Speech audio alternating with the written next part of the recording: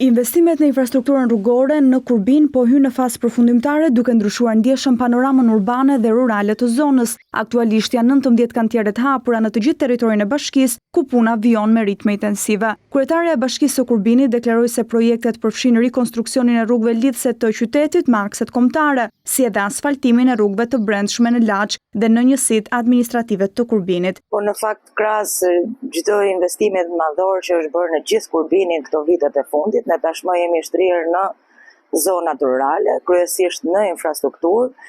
Kemi prekur të gjithë njësitë administrative, futemi në 19 kantiere rresht në gjithë njësitë administrative të Kurbinit.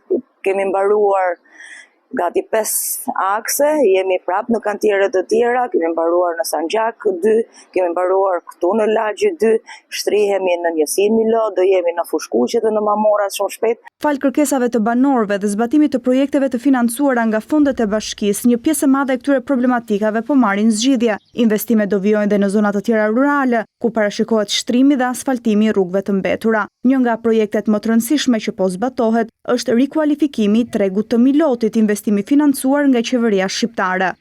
Kërkesat ka hershme banorët, një ndër kërkesat infrastruktura rrugore në fakt dhe ne këtë kemi marrë prioritet në këtë buxhet të këtij viti për të shtrirë në gjithë zonat rurale. Në fakt Kurbinin në ditët në vazhdim do ta prekin dhe investime të mëdha, kryesisht në qytetin Laç që do jenë në infrastruktura në rehabilitim e lagjesh, por edhe në njësinë Milot ku do jetë një ndër investimet më të mëdha tregu i Milotit. Banorët e Kurbinit shprehen pozitiv për investimet realizuara gjatë viteve të fundit, duke vlerësuar se përmirësimi i infrastrukturës po rrit cilësinë e jetesës.